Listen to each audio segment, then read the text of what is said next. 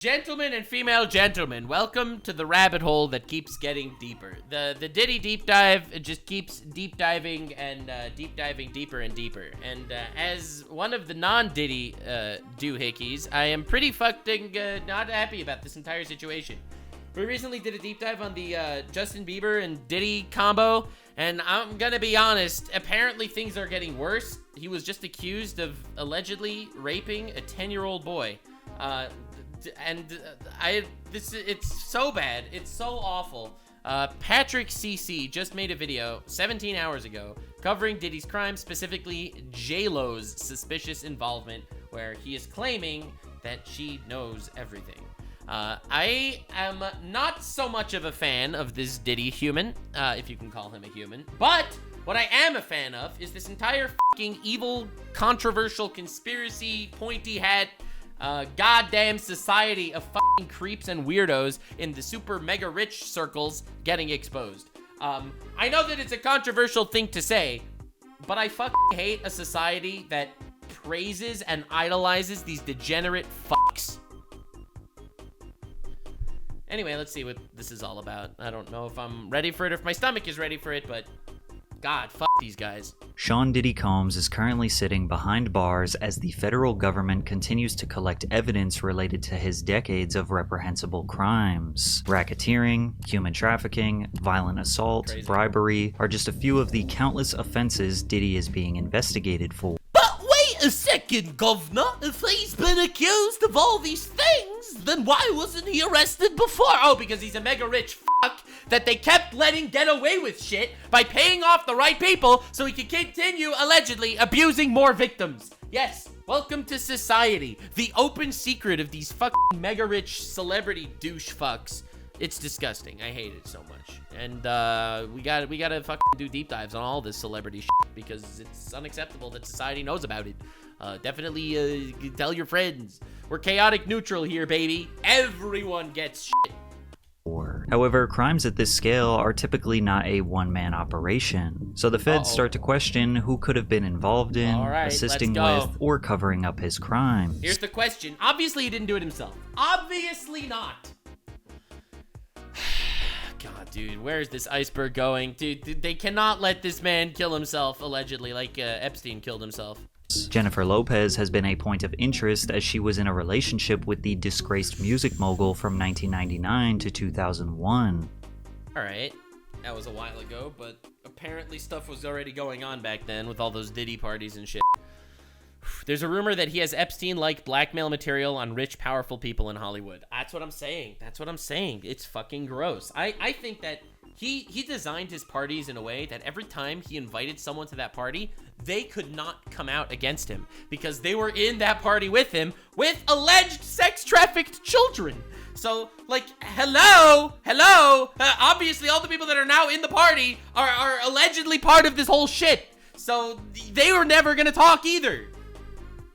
Like, it is such a disgusting, evil, fucking cult-like, despicable shit.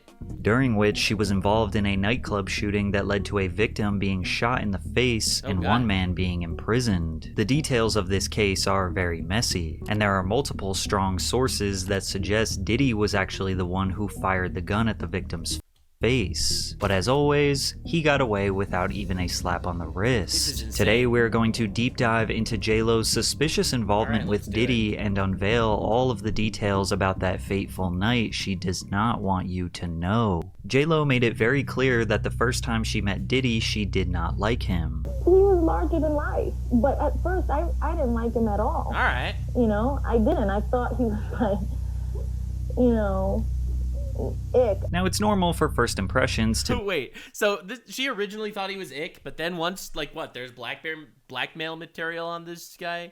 On her or whatever? Now she suddenly is friend, is fan? Be a little off. But I find it interesting that she used the word ick to describe how she felt meeting him. That implies that she was disgusted or grossed out by him for some reason. However, she goes on to say that it's just because they had different views. Sean and I were very different that way. You know, I was very, like, family-oriented and kind of a, you know, the married type. You know, I was actually, when we first worked together on the video, I was married, even though I was going through problems. Nobody knew that, you know what I mean? And I wanted my family, and even though at that time it was not going well, you know what I mean? That was who I was. That's how I was raised. All right, I'm just saying. I know this is gonna be a incredibly controversial opinion, but if someone's a married woman that's friendly with a dude, and then after she gets divorced, she immediately gets into a relationship with that dude, that's ick. Okay? Incredibly hot take. That is fucking ick. I love how she tries to defend ick as, like, oh, he was ick. And then she describes that as, oh, because, I'm family-oriented and he wasn't so much. Nah, that's not ick. How old is ick? That's what I want to know, J-Lo. Despite Jennifer feeling like her and Puffy had different relationship values, 2 years later they would surprisingly end up as a couple. Over the years, J-Lo has been accused of getting in relationships or even marrying men to advance her career. Yes. And based on circumstance, that allegation holds a little bit of weight when it comes to Diddy. Oh, firstly, when they got together, J-Lo was gearing up for the release of her debut album, On the 6 in 1999. But she needed a ton of help. You see, J-Lo was now 30 years old and was trying to prove herself as a musician. She had already proven herself in the industry as a dancer. She danced alongside MC Hammer in an episode of Yo MTV Raps, and then earned a job as a backup dancer for New Kids on the Block's performance at the 1991 American Music Awards. But her big break happened when she got a spot as a member of the Fly Girls, which was a dance group on the widely popular sketch comedy show In Living Color. I've never heard of it. Not a single one of those things you just mentioned. Holy shit. But just being a dancer was far from the illustrious career she saw herself having. From there, she hired producer Eric Gold as her manager, where she was able to break into acting in Hollywood production. Alright, while this is all going down, I just want you to know what I have to deal with, okay? And why my chat is not on the screen for my videos. A lot of people ask me why I don't put my chat on my screen for my videos. Here you go, random little tangent.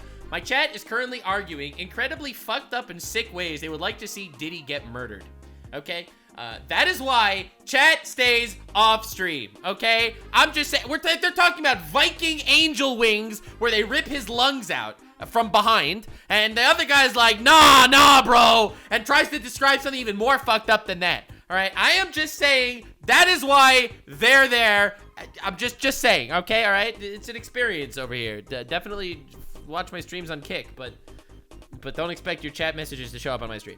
Her first acting role was on the television show South Central, which was a comedy drama sitcom that aired on Fox in 1994. From there, she got more TV roles in Second Chances and Hotel Malibu, which transitioned to movie roles in Mi Familia, Money Train, and Jack alongside the legendary comedian Robin Williams. Gone too soon. I love that guy. However, her breakout film was Selena, a biopic about Selena Quintanilla Perez, the queen of Tejano music, which is a genre blending Mexican music with elements of American country and jazz. Again, I don't know any of this stuff. Like, this is so not in my range. I am so, like, I'm a very callous person. I only respect very few people, and it takes a while to get me to respect them. You show me some famous person, I will never respect them just on the superficial interviews and shit out there. Never!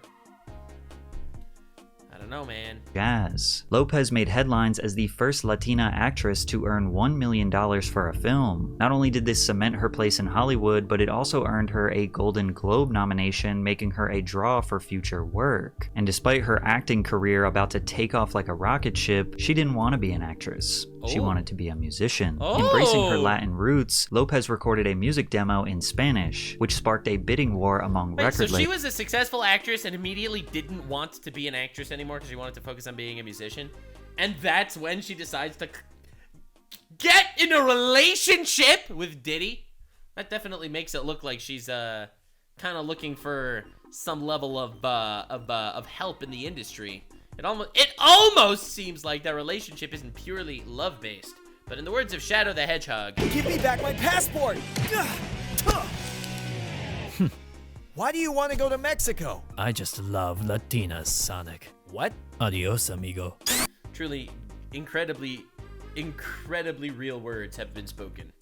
Labels, and ultimately she signed with Sony Music Group. The deal with Sony was described as lucrative, as they outbid major labels like Capitol Records and EMI Latin. As Lopez worked on her debut album, Sony launched a major campaign to promote her, leading to her appearance in Diddy's music video for Been Around the World in so that was the promotion.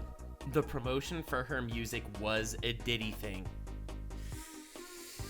How much did she know, bro? Oh my god, it's disgusting to think about how all these people just keep this shit quiet. Oh. 1997. At that time, Diddy was an extremely powerful and popular music industry executive. He was powerful until like about a year ago when all this shit started coming out. He single-handedly developed and marketed the Notorious B.I.G. to hip-hop superstardom. Yeah, and allegedly took part in the death of whatever. Oh, dude, this fucking rabbit hole is insane. Anyway. His label, Bad Boy Entertainment, was an absolute powerhouse, signing some of the most successful artists of the late 90s. He had personally won 2 Grammy Awards in 1998, and he was known to throw some of the most lavish parties where countless powerful figures in the entertainment industry would Dude, it's so fucking weird, bro. attend. Being Diddy's girlfriend was quite literally a golden ticket to superstardom, especially in the music industry. It's also convenient that Diddy's label was owned by Epic Records, which was also owned by Sony, the same label that signed Jennifer. Listen, I'm just saying. A lot of people end up doing a lot of things for money and for fame. And saying that Jennifer Lopez or whatever decided to become Diddy's girlfriend because it was a hot ticket to success is not that much of a stretch. Bro, she fucking knew what's her face. She knew Diddy when she was married. 2 years later, she's in a relationship with Diddy and she's pivoting her career to music. Definitely a moral, upstanding individual that would definitely call out Diddy's wrongdoing if she saw it. That's what I think. For Lopez. That was sarcasm. Plus, Diddy was known to introduce and mentor new artists in the industry, such as Mary J. Blige, Usher, and Justin Bieber. Bro. And when J-Lo talks about her relationship with Diddy in retrospect, it sounds like she's talking about an old manager rather than an old lover. Oh, shit. He was great. It was almost like I was meant to meet him while I was making my first album, because it was fate that drove me away from my husband and into the arms of a very rich and powerful man in the music industry. I could not believe it. It's almost like God intended for this to happen. he helped me a lot. He was kind of like a mentor in a way. This is a lover, right? That she's talking about? She's talking about a boyfriend? Mentor like guided me. But he had also, a way of communicating that put it very plainly, like, that sucks, don't do that. Or you need to do this. Or This is a good boyfriend, I'm just saying. That is positive boyfriend recommendation right here. He's so good at telling me and how I'm doing shitty things and how he's been a good mentor. you need to do that. Don't forget. Like, and I was smart enough to sponge up the things that were useful. So when you factor in J-Lo getting the ick when And also, he had a tremendous penis. I mean, just massive. All right, that's getting extreme. she first met Diddy, to then essentially signing to the same label while she's trying to prove herself in the music industry. Yeah, she really proved herself with talent, I guess. Listen, I don't hate J-Lo, all right? Again, this channel is chaotic neutrality, all right? If you dress in clown makeup, I will call you a clown, all right? Chaotic neutrality to the extreme. That's what we do here. Also, we like chaos in general. And fuck all these fucking pieces of shit out here. What is going on? It makes it seem like this was not love, this was business. Yeah, And I got almost. some business with you because today's video is sponsored by Aura, and it's a very important time to be talking about them. This year has seen a number of high-profile data breaches, raising serious concerns about personal information. More vulnerable for us, or owner tried 2 weeks and he had free. Diddy, who at the time went by Puff Daddy or Puffy, was at the peak of his career, and he had just recently got away with multiple fatal encounters that he was involved in. He somehow was not indicted, arrested, or even a suspect in the murders of Tupac and Biggie. Oh, God, I hate that so much. How he's been able to skirt the law for years. This is surprising because, as we broke down in great detail in my Diddy Files video, all roads as to why the two rappers died seem to lead to him. Yikes. Also in 1998, he finally settled a case that he had been battling for 7 years. In 1991, he organized a celebrity charity basketball game where a stampede occurred that Guys, he's doing charity. I think we should go hands off. We have to stop accusing him of bad things if he does charity. All right? All charity givers are good people, period, the end. They can do no wrong. I'm just saying.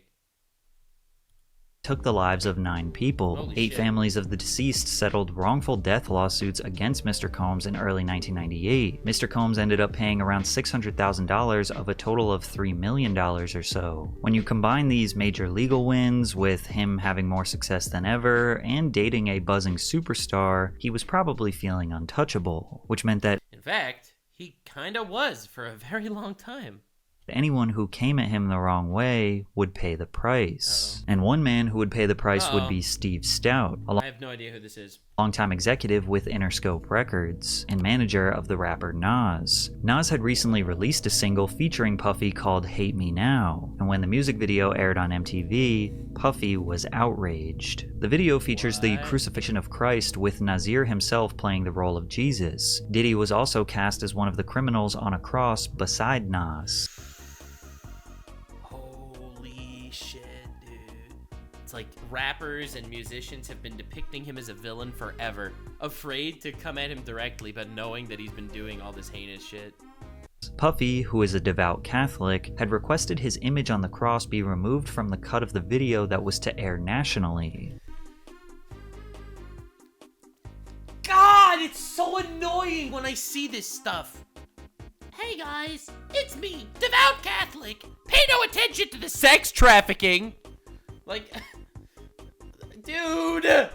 Whether it was an honest mistake or done intentionally is unknown, but the fact of the matter is Honest mistake, my ass. the request was ignored and the full video was broadcast across the country. From there, Diddy went to Steve Stoute's office with several bodyguards and allegedly attacked Stoute by What? smashing a bottle of champagne over his head. Oh my when Puffy was God. asked about the situation, this was his response. Listen, Puffy, there's a bad rumor going around that either you or your people were involved with beating up a record executive. What's your side of the story on that? I heard that rumor too. I don't even really know where it came from. 1 month later, I don't even know where it came from, guys. It's crazy. in May of '99, Steve Stoute reported the assault to the press. "I'm scared of him. Everybody is afraid of him. He has a dark history." Stoute goes on to explain the attack. "He God punched me in damn. the face, and then he grabbed the phone and bashed me in the head with it. One minute I'm in the middle of a meeting, and the next minute I'm down on the floor, and Puffy and his guys are kicking and pounding What me." the One of This is gangster shit.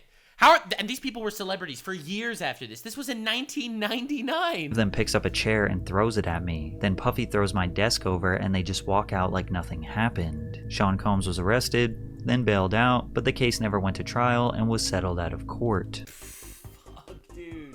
This is not someone that, like, you could let back on the streets. It doesn't matter how much money these people have. Like, I don't understand. What? American Department of Justice? Hello? Hello? Because there was no lawsuit. No, there was just a, like you said, payoff. Do you know how much Steve got paid off? He got paid off well. Millions? You can say that. Yeah, you could say that? Yeah. Puffy seemingly felt he could Yeah, paid him millions and he got away with it. But who's the next guy that wants to fucking mess with this guy? Who knows what he could do? Allegedly, people were killed because they messed with him. Okay? Like... and it's disgusting. This basically happens in broad daylight, and the government just lets him get away with it. The government just lets him get away with this shit forever. Oh, he paid them off. They settled out of court. What the fuck does that mean? Who cares? What? do whatever he wanted because ultimately he had the money, the power, or the connections to make any problem go away. And that's exactly what many people think happened in the infamous 1999 club shooting, the one where Jennifer Lopez saw the entire thing go down. On December 27th, 1999, Diddy and Jennifer Lopez arrived at Manhattan's famous Club New York in a limousine. Club New York, 2 days after Christmas, 45th Street, Manhattan, Times Square. Everybody's outside, fur coats, Benzes, baddest bitches, richest niggas, ball players, gangsters, rappers, all in one spot. Diddy and J-Lo arrived with a small crew, including his chauffeur, Wardell Fenderson, his bodyguard, Anthony Wolf Jones, and his newest bad boy signee, upcoming rapper, Shyne. I get inside the club, pat. Oh, God. I see J-Lo with a security guard walking to the bathroom. I'm like, oh, this shit lit. J-Lo in the club, this shit lit. I see Puffy and them niggas over there, him and Shyne, them niggas just standing on the couches. Moet bottles, doing it. As Puffy and his crew attempted to leave, they navigated. All right, so there were like active witnesses that knew they were there that night. Didn't Eminem do a song One Shot, Two Shot about a club shooting? I don't know, man. It's like it was an open secret for some reason. These people are culpable. They are culpable for putting this monster back on the streets. Through the crowded club. As they walked past the bar, they bumped into another crew, led by a man named Matthew Allen, who goes by the street name Scar. Whoever bumped into Scar caused him to spill his drink on his clothes, to which his friend named Marcus turned around in a fit of rage and pushed the first person he saw, which happened to be Diddy. Puffy says, you know, do you know who I am? And this guy Marcus says, yeah, motherfucker, we got money too. And he takes a wad of cash and he throws it right at his face. Wow. And it's 50s and 100s, and it's just raining 50s and 100s, which of course the whole bar, you know, it goes crazy. Yeah, they start diving on them, you know, trying to get the money. But all I know is I saw when he swung and slapped and money was raining through the sky. It's the same fucking story, okay? There are multiple witnesses. The same story. This isn't like made up shit. And falling to the floor. Everybody started trying to run and pick up money, and it was just craziness. All you hear is pow, pow, pow.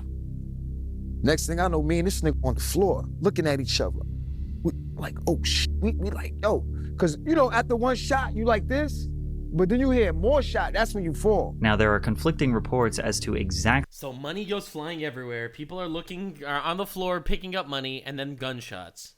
what happened next, but we do know that several shots were fired from a gun into the club. One of the victims, named Natanya Rubin, recalls being shot. Like literally walking backwards towards the door, drawing from their hip. I told my friend, I said, oh my God, watch out. As I turned back to look at them, I watched them, bow, bow. Both of them fired, and the muzzle flash was like, psh, psh. I watched them both fire their guns. I watched them. I got hit right here. Oh my God. In my nose, in between my eyes, which means I'm facing directly at you. Just like I'm looking at you, that's exactly how I was looking at him. Shit. And I watched him shoot me. Today. Holy shit. Like, this is the most credible witness in the world. Like, she got shot straight in the face. I don't know how she survived. But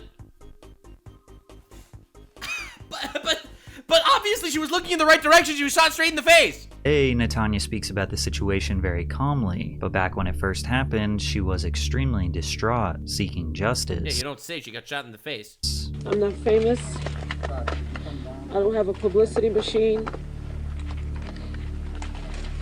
I don't have $1 billion of insurance on my body, or any part of my body for that matter. Does that make me any less valuable? You have a woman who shot in the face, who still has bullet fragments 2 inches from her spine. Oh my she has God. 2 children. She has her own business. Dude. What is she to do now? There's an issue of health coverage. I mean, what do you tell 2 children, 10 and 7? Mommy got shot in the face. Another victim. And you just know Diddy was fucking thinking it's a shame it didn't kill her. You know that was going through his mind. You're so frustrated that the job wasn't done. Like, God, dude. It's insane. It's insane. Oh, but don't worry. She was paid off or whatever. 27-year-old Julius Jones also recalls being shot. I ain't had no time to duck. It just hit me. Felt, you know, the burn sensation on my shoulder. I just dropped instantly to the floor. The next thing he remembers after the bullet pierced his shoulder. People screaming, running for the door to the exit, trying to, you know, get out the way. After the gunfire stopped, Puffy and J-Lo rushed out of the club and were whisked into a vehicle driven by his chauffeur, Wardell Fenderson. Bro, the group fled the chaos in a Lincoln Navigator SUV. So she was there. So J-Lo was completely and utterly present. She was there, she saw it, she knows what happens. Why the fuck did she not testify? Why didn't she say something? Why didn't she do something? She knew this happened, she saw it happen with her own 2 eyes. Whoever it was that fired the shot. B registered to Puffy's Bad Boy record company, speeding through 11 red lights while the cops pursued them. As the What?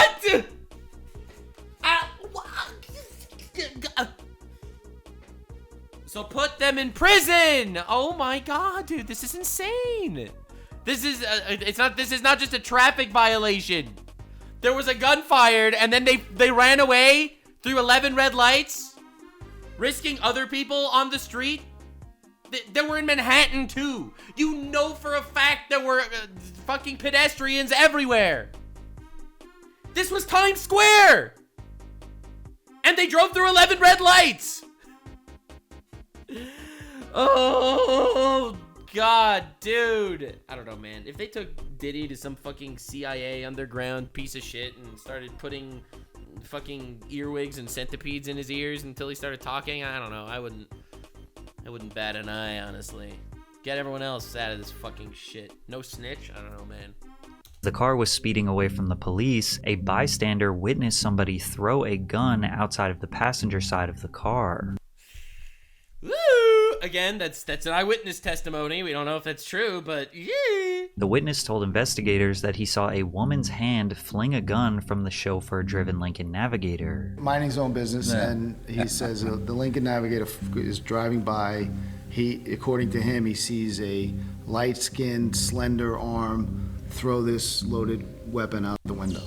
Okay. And that lands on his car. If this was true, it implicates Jennifer Lopez, as that's likely the person they are describing, for discarding a piece of evidence. The Navigator was eventually pulled over by police, and authorities found another firearm with 3 spent cases in the front seat. Nobody took credit for the gun. Therefore, all 4 of them, J-Lo, Diddy, the driver, and the bodyguard, were arrested and taken to the Midtown North precinct for questioning. Damn. We would later find out that the weapon had been reported stolen in Georgia. Oh my God. None of the 4 occupants of the car had a license for the gun. And they just let them go. Just put them back in their fucking famous ass world with their rich ass people. Back at the nightclub, Shyne was taken away in handcuffs because he also was in possession of a firearm with 3 spent cases. Scar and his crew were not arrested because they fled the scene. While Diddy and his crew were in the holding cell, allegedly he attempted to bribe his driver, Wardell Fenderson. I'm Puff Daddy, you know? Fenderson quoted Combs as saying in hushed tones, "I can't take this gun rap. I'll give you $50,000. According to Fenderson, Shyne chimed in, "Listen, dog, you don't have a record. You'll get probation. We can't let P take the gun. You'll be a part of the family." Oh my God. We're just like watching, looking back at years of this. Like, this was in 2001. Like, it's just a complete history of fucking degeneracy. Bro. Combs then offered him a diamond pinky ring, a gift from J-Lo, as collateral for the promised $50,000. The driver initially did tell police that the gun was his, but he later recanted that statement. Wow. And then he admitted it. And then he actually did it. And he actually told him. And then he recanted it later. But we have this info, and it's like... There was also a tapped phone call where they suspect Puff had been trying to bribe the driver once again. And I just want to make you feel like comfortable, you know what I'm saying? Make your family feel comfortable. Everyone involved in the... I want to make you feel comfortable. All you need to do is say that the gun is yours. And I'll make you and your family comfortable. So this is Godfather shit, okay? Oh my God. Situation, bailed out of jail, and as you can imagine, the media was in a frenzy. Puffy quickly lawyered up, hiring a dream team of 2 top defense attorneys, Johnny Cochran and Benjamin Braffman. They held a press conference, which was basically just an official way for Puffy to put out an official statement to proclaim his innocence. On Sunday evening, I went to Club New York. And under no circumstances whatsoever did I have anything to do with a shooting. From there, his lawyer Sure, bro. proceeded to take questions and attempt to clarify what had happened that night. Whatever happened at the club had nothing to do with him. And when he went outside and he was whisked into a car, in the back of the car with Miss Lopez, the gun was found in the front where 2 other people were. Oh, the gun was in the front. It couldn't have been him if the gun was in the front. If you or I went into a car and sat in the back seat and a gun was found in the front, our cases would be dismissed. He's really doing that whole, it's the media that's twisting it. I did not have a sexual relationship with that woman. Bro, what are you talking about? He tried to bribe the driver to take the fall. The reason Mr. Combs' case was not dismissed It's because he's famous. is a simple one. Because every time someone lies, you all take it as true. His lawyer is trying to... Wow! Classic lawyer speak. The gun was in the front. And we don't talk about the gun that was thrown out of the window in the back. convince the press that the gun being in the front seat is this obvious matter of fact that proves Diddy's innocence, when in reality, Diddy's company owned the car, and they drove for 11 New York City blocks, speeding away from the cops, which is more than enough time for somebody to take the gun from the back seat and move it to the front seat. But we're going to deep dive into all the details of the case in a minute. Right before the trial, the media was more focused on Jennifer Lopez, since Diddy being involved in a shooting wasn't really all that surprising. That's so fucked up. They put this man back on the streets. It's like they focused on Jennifer Lopez because, yeah, whatever. Diddy's already been in multiple shootings, whatever. We just know we can put him back on the streets. It'll be okay. Headlines emerged such as her high-risk romance and her night in hell. Whether or not she had been involved in or knew exactly what happened was a juicy story, and everyone wanted answered. Oh yeah, poor Jennifer Lopez that was involved with this obvious scuttlefuck. Which is why many people believe that she wore a specifically revealing dress at the 2000s Grammy Awards to take attention off the incident. She dressed like a fucking Twitch hot tub streamer so that people will talk about her boobs instead of talk about her being part of a shooting allegedly. Honestly, that makes sense. This award she absolutely knew what was going show on. was less than 2 months after the Dude, she knew what was happening. She absolutely knew what was happening in that freaking bar. shooting, and headlines switched from talking about that to talking about this skimpy garment. It's crazy. It's like actually insane. Dude, from what this story is telling me, it sounds like she sells her body to redirect her image every single fucking time. Bro, she's a married woman when she meets Diddy. She ends up getting divorced and in a relationship with Diddy as she ends up becoming a musician. And then she gets into part of this scandal, and then she basically goes up 90% naked onto a fucking music show. In fact, her Grammys dress is the reason why Google Images exists today. Google's executive chairman, Eric Schmidt, said Google users wanted more than just text. This first became apparent after the 2000s Grammy Awards, where Jennifer Lopez wore a green dress that, well, caught the world's attention. At the time, it was the most popular search query we had ever seen. Let's go, dude. This is before porn was the thing. They were just out there like, dress.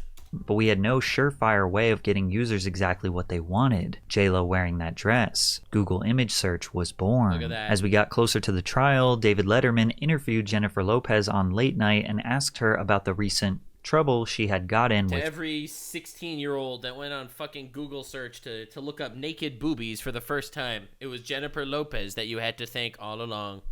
Thanks for the sub, Axel Madness. Diddy. He was referring to the nightclub shooting, and J-Lo made it very clear that she did not want to talk. Trouble now. There's some trouble now. I don't think I need to tell people, but there's trouble now. And we don't need to go into it, do we? No. And you can't really say anything about it, can you? No, so there's... What does that mean you can't? Why can't you say anything about it, Jennifer Lopez? Huh? Well, obviously she's afraid fucking Diddy might fucking diddle her. I really shouldn't have even brought it up. I don't know why I brought it up. But there is some trouble now. Now, has the trouble affected the relationship? No. The trial for the nightclub No! Of course not. shooting case began with jury selection on January 17th, 2001, followed by opening arguments on January 29th, 2001. Wow. Interestingly enough, we found this New York Post article that claims that J-Lo testified in front of 23 grand jurors in Manhattan Supreme Court, saying, "Look, I danced with him. I had my arms around him. No gun." But I found countless other sources that report that she never testified, but she would be willing to if she had to. I have told Sean that if he and his lawyers change their minds and require me to testify, I will be there immediately to tell the truth. Another interesting point in this case is that Shyne got separate attorneys than Puffy. Puff had his superstar legal team, but Shyne, who was just 20 years old with no substantial money, was actually appointed different lawyers. And those two lawyers had previously worked for Diddy. And this is weird because Puff and Shyne are essentially defending themselves for the exact same crime, and Shyne is signed to Diddy's label, so why would they have separate legal teams? Diddy's defense was simple. He denied everything. He didn't have a gun, he didn't get into an altercation, he didn't get slapped with a stack of money, he didn't shoot a gun, and he did not try to hide a gun after the fact. Detectives who interviewed 350 people that witnessed the events in the nightclub almost unanimously agree that Diddy and Shyne did fire a weapon. The other witnesses that did describe what happened, say that Sean Combs was the one who fired, and shot these people along with Shyne. Additionally, there were metal detectors that everyone in the club were required to go through, which would mean that the intended targets of the bullets, Scar and his crew, would not have had guns on them. The only people who didn't go through the metal detectors is Puffy and J-Lo. Wow. And I think everyone else went through. Interesting.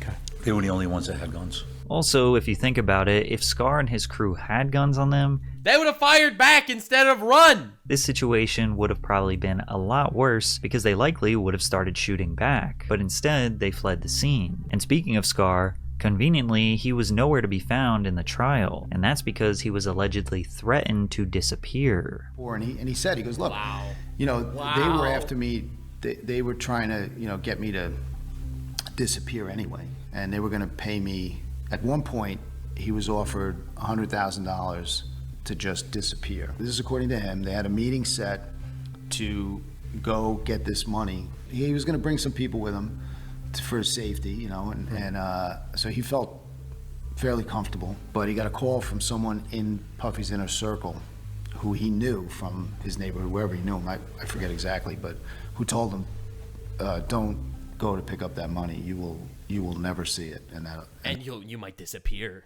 too. It's a lot cheaper, it seems, to get rid of them than to pay them off sometimes. That'll be it for you. They're gonna kill you. Despite all of the evidence that seemingly was stacked up against Puffy, one witness was somehow able to exonerate him entirely. The witness, Charisse Myers, was a bouncer at the club. She claimed that when shots rang out, she fell on top of Puffy during the shooting, that she did not feel a gun on him. This single testimony somehow negated all of the witnesses, all of the testimonies and detective reports and the metal detectors and everything that made Puffy look guilty. How? We don't know. Additionally, Charisse testified that Shyne was the one who shot the gun, and for some reason, Shyne's lawyers admitted that he shot the gun, but in self-defense. So Puffy's defense strategy was deny everything, and Shyne's defense strategy was, oh yeah, I did shoot the gun, but I was defending myself. It was at this point that Shyne realized his attorneys, which were appointed to him by Puffy, were not acting in his best interest. But at the point where, he calling witnesses, to do me dirty, then you understand that, well, man, if these guys is working for him, because I went to the judge like 3 times complaining about inefficiency with my lawyers, because they was just dumbing out. Like witnesses be on the stand, they would ask them 2 questions that didn't make sense and then sit down. It's obvious that they was selling me, you understand, in order to appease him. There was a dual loyalty there. All fingers were pointed at Puff. But because of Charisse Myers' testimony and Shyne's lawyers essentially backing up her story, the jury felt this case was solved, that Shyne was guilty and Puffy was innocent. Insane. Sean Combs was acquitted of all charges, and Shyne was found guilty of 5 other charges, including assault in the first degree, reckless endangerment, and criminal possession of a weapon. Justice Charles Solomon sentenced Barrow to 10 years for first-degree assault. This 20-year-old kid ended up in prison for 10 years after being under Puffy's wing.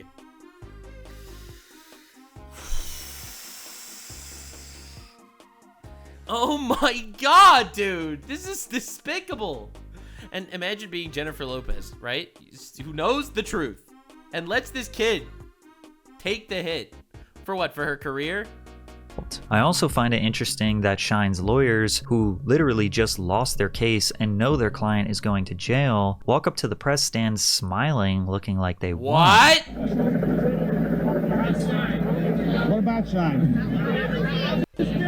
His spirits, he's of course disappointed with. He immediately wipes the smile off his face. There's just something odd about how he says, "What about Shyne?" while smiling. It's like, he went to jail for a decade. He lost the case, bro. You lost your case. what do you mean, what? Oh my god. Oh my god. About Shyne? You just lost the case. He's going to jail. Why are you smiling? And then he looks at his partner, and his partner is a lot. Dude, this is some real conspiracy shit. I'm actually buying it, dude. Oh my god. Fuck! More serious, and he immediately tucks that smile away and acts very serious. It's almost like he was smiling because the job actually was done the Yeah, because he was paid off to lose the case. right way. But hey, what do I know? There are theories that Puffy paid the jurors, or maybe he bribed the judge, or he paid Charisse Myers to strengthen his case, but none of them really have much substantial evidence. However, it does kind of seem that Shyne was the fall guy. Shyne said that Diddy admitted this many years later. Oh. You know, Puff apologized. He did apologize to me for that, you know, when we met in Paris. And, you know, he did say, you know, he could have handled it better, but he was under a lot of pressure, you know, from the lawyers, you know, to throw me under the bus. And that's exactly what, you know, Benjamin Brofman and Johnny Cochran and the entire Dream Team, that was their position. But Diddy has always denied that. I did not force anybody or tell anybody to say anything that would damage or hurt Shyne's case. I just wouldn't do that. Oh, so he apologized to Shyne privately, but publicly he's still running this. Would not be my intent whatsoever. Now, there is no doubt that Shyne did commit a horrible crime. Like, you can't just fire a gun into a club where there's tons of people around. But it really seems like he was not the only one who should have been found guilty. And throughout the years, there was only one person who never shared their side of the story. And that was Jennifer Lopez. All right, let's J-Lo go. was right there the entire night. In fact, she was one of the people that didn't need to go through the metal detector. In fact, she has conflicting statements as to whether she did or did not say anything in court. She arrived with Puffy, she was in the club with him, She was in the car with him. she was right there when they had the scuffle, she was in the getaway vehicle where a gun was discarded, and she was even in the holding cell where there was allegedly a bribe that happened. She also continued to date Puffy before and during the trial. If anyone knows exactly how this all went down, it's her. But after this trial concluded, their relationship did not last much longer. In an interview with Rolling Stone, J-Lo recalls, "He said to me many times, 'I want a divorce.' Which, keep in mind, they were never married. I'll be away so much, or he can't get away, whatever. But he'll say, 'So where do I send the papers?' Lopez affirms that all is well, but they have no plans to marry." She goes on to detail their vastly different lifestyle preferences. Puff loves to go out, she says. He's been a going out to clubs person all his life. It's insane. It's so wild. It was so wild the whole time. And he's like, "Oh yeah, it was just because we have different values, which is why we're breaking up." Doing his thing. I've always been a homebody, so we switch off what we do when we're together. I don't really like to talk about us because I don't feel like it's anybody's business. It's a separate thing. He's an artist, I'm an artist, we have two separate careers. We have two separate careers. Yes, I sucked him off in order to make sure my career would be more successful, but they're different, okay? All right. Some things you have to keep sacred and private, she says quietly, breaking eye contact as she does whenever Puffy is brought up in a non-professional capacity. That's such an interesting detail. Like, why did the writer write that specifically? She always breaks eye contact. They knew something. In this business, your soul is so public and open and out there for everybody. There is no privacy. Well, unless you're, you know, shooting someone in the face in broad daylight. In that case, I guess there is privacy, I suppose. There really isn't. At the end of the day, you really have to fight to keep certain things sacred so that they survive. Yeah, and your relationship with Puffy, is that sacred? And sometimes they don't, and that's life, but you try. Most people look at J-Lo's response as completely normal. Even celebrities deserve privacy, and it's not weird to think they don't want to spill out every single detail about their personal lives.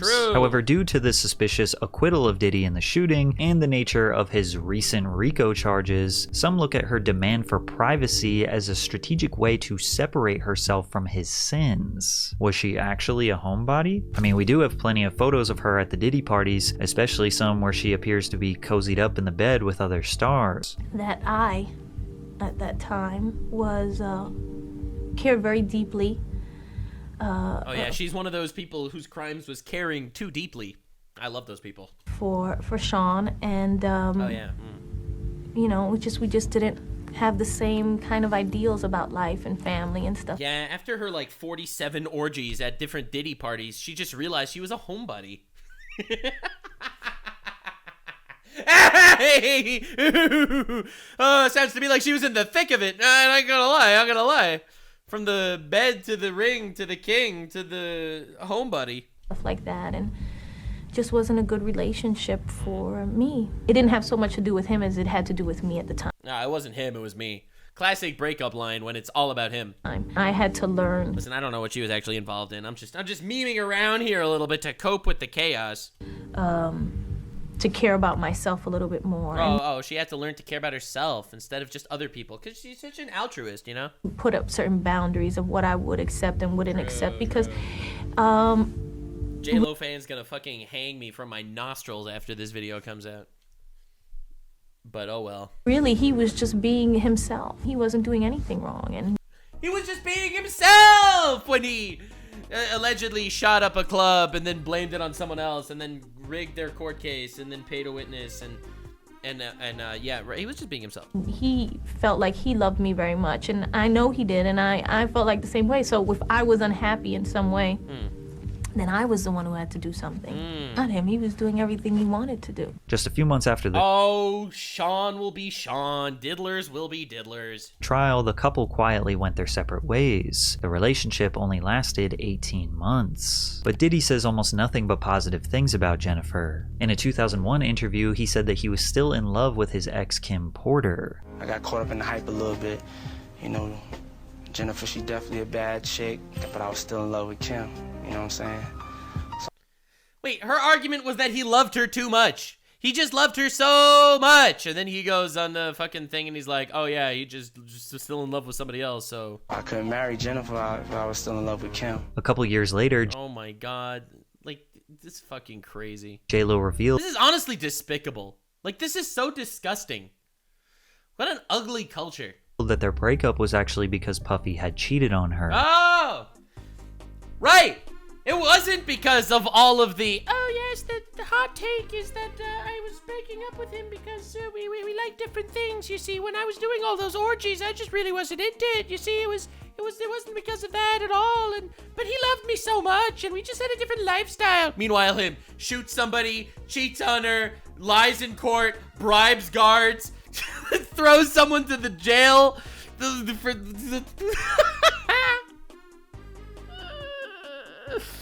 She couldn't believe that he would cheat on her. Yeah. She's changing up her story more times than my ADHD brain changes up topics. Like, what the frick? It was the first time I was with someone who wasn't faithful, J-Lo tells Vibe magazine. I was in this relationship with Puff where I was totally crying, crazy, and going nuts. It really took my whole life in a tailspin. I never caught him, but I just knew. He'd say he was going to a club for a couple of hours and then never come back that night. Puffy's longtime bodyguard, Gene Deal, also recalls a time where he cheated on J-Lo immediately after she threw him a massive party for his birthday. Then we came back, what's his name? Slam had set it up because Jennifer went upstairs. And Puff said, yo, Gene, watch the door. Don't let nobody come through the door. And I wanted to say it was Korean, but I'm not sure it was her. And while Jennifer was upstairs, he was down there getting a fellatio from her. Did she ever find out? She know now. Now this Did bro just put it in the public? Ah, now she knows. Well, you know, whatever. is not Like, these people are fucking disgusting, slimy pieces of shit. All right, I like cheating on your girlfriend is like not cool. I know that this is an incredibly hot take that literally no one would agree with in the modern era, but dude, cheating on your girlfriend is so not cool. Like, but dude, you don't even understand. These people are only coming after Diddy for like sex trafficking and shit. That's why people are doing all this ugly garbage. Like, hello? This is someone who's allegedly entering a relationship purely to advance her career with some guy that's cheating on her with everybody on the planet. All right? That's what this is painted as. But none of this was a reason for people to dislike these people.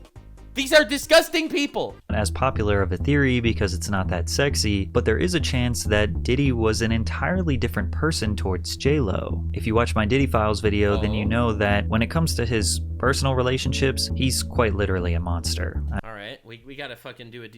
We gotta keep diving deeper into the Diddy shit. All this celebrity culture shit is gross. I mean, there's video of him beating his girlfriend. But if we speculate that his relationship with J-Lo was just a business transaction, then maybe he treated her better than his other partners. When you was around Diddy, did you ever see him put his hands on Jennifer Lopez? Well, he didn't do any violence to Mrs. J-Lo. That's why I didn't see any violence. It's a different breed, bruh. He wasn't gonna risk himself like that. And plus, a lot of people didn't like him. J-Lo mother didn't like him. Benny Medina didn't like him. If he would have ever touched Miss Lopez in any kind of aggressive way, she would have said something. Man, listen to me. The whole Bronx would have been on Puff. It's a different class. He knew that she was an actress, she was a singer. He did put her on a pedestal, but he still was seeing Kim. So I don't think that she had... He loved her, he respected her. It was dangerous. He would have never done anything wrong to her. He did cheat on her a lot, but aside from that... Those experiences. People only do what you let them do. If he would have did that to her, he would only have one time. You see, when he ran out the club and left her after that shooting at Shyne, she ain't want to be with him no more. It seems like J-Lo has a great deal of deniability as far as her involvement and or knowledge of Diddy's crimes. He could have been a totally different person towards her. Yeah, get the fuck out of here. There's no way. She was at all these parties. She was in his life for 2 years. She used him to ride up the ladder. She fucking was in that goddamn party. She allegedly threw a gun out the window. She was in a jail cell where they bribed someone. She watched him fucking throw his friend Shyne, this 20-year-old guy, under the bus to be in prison for 10 years. Like, dude, deniability. Obviously, she didn't want to speak out and risk her career, and she can't speak out now because she was obstructing justice for years and lying in courts. This is such scummy shit, and it's despicable that people put these people on pedestals just because they're good at singing or whatever. Like, come on. I don't see any deniability here. Or he was cheating on her, which we can assume would mean that he was constantly lying to her. Or maybe the relationship was strictly business and it was all fake, so they didn't even know each other that well. Or all of the above. Those who still look at J-Lo suspiciously believe that she knew about his sins and purposely turned a blind eye since he was helping her music career immensely. I don't see any other way to possibly look at it. I do not see any feasible way that a normal human with working brain cells could look at this and be like, oh yeah, she just totally didn't know.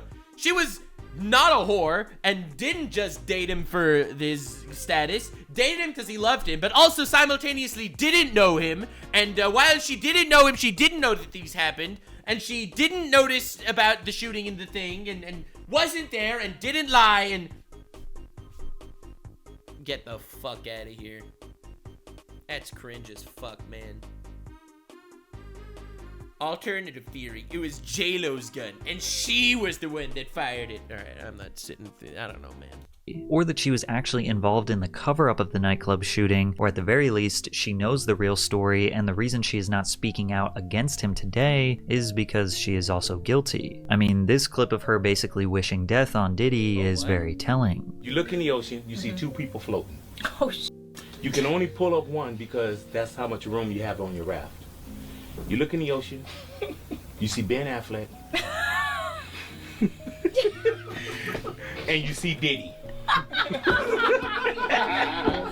love all those motherfuckers drown. One more time. I love all those motherfuckers drown. I'd let both those motherfuckers drown. I also find this clip of J-Lo's mom in 2015 very interesting. I was telling you that I could always see you getting back with Puffy in a little way. I remember you saying yes. that. Yes. Or in my mind. Look at Or in my mind. I don't think I've ever seen a more seriously concerned face. Her mom is not playing around. Oh my god, dude. Look at that. Mom shut down. Instant mom destruction. Wow, look at that. Mine. Look at Like, that is not a joke. Right? This mom is not even entertaining that. Or in my mind. I don't think I've ever seen a more seriously concerned face. Her mom is not playing around. She demanded that J-Lo stop talking. The reason why all this It's because she's scared Diddy is gonna show up and fucking murder her. Like, dude, the mom had panic in her eyes. matters is because it's very possible that today J-Lo is in contact with federal investigators about the 1999 club shooting. She could plead the fifth, she could say that she doesn't remember. She could be making some sort of plea deal to admit what's going on for the sake of, you know, not take accountability for it. Or she could testify against him and actually help put him in jail. And since Diddy is currently being charged with RICO, the nightclub shooting can still be added to his charges as long as they can prove that this incident is a part of a pattern of repetitive criminal behavior. In the aftermath of that, they have witnesses that say he bragged about intimidating witnesses, paying off jurors. Certainly when you have that kind of stuff, if you go back and you find that juror that was paid off, or jurors, multiple, that may have been paid off, certainly that gives you the impetus to kind of come forward and refresh those charges on a federal case. So now it's J-Lo's move. Is she going to stay silent, plead the fifth, and pretend like she doesn't remember anything? Or will she be a part of the inevitable takedown and imprisonment of Sean Diddy Combs? I guess we'll have to wait and see. Crazy. Yeah, anyway, this was something of a wild journey. I didn't know J-Lo was that involved, but there's no fucking way she could know nothing, okay? I hate people feigning ignorance and, like, making believe they don't know what's going on just for the sake of, you know, not wanting to tarnish their reputation or their career. And I do not trust her for a half a second. I don't trust anyone in this fucking goddamn industry, but, bro, if she doesn't know everything, then she's brain dead. Anyway, subscribe for more chaos and lore. This has been a crazy lore dive. A J lore dive, some would even say. Remember to stay weird, fam. Like, subscribe, and this video was streamed live on kick.com/Nuxanor. See you there. Stay weird, fam.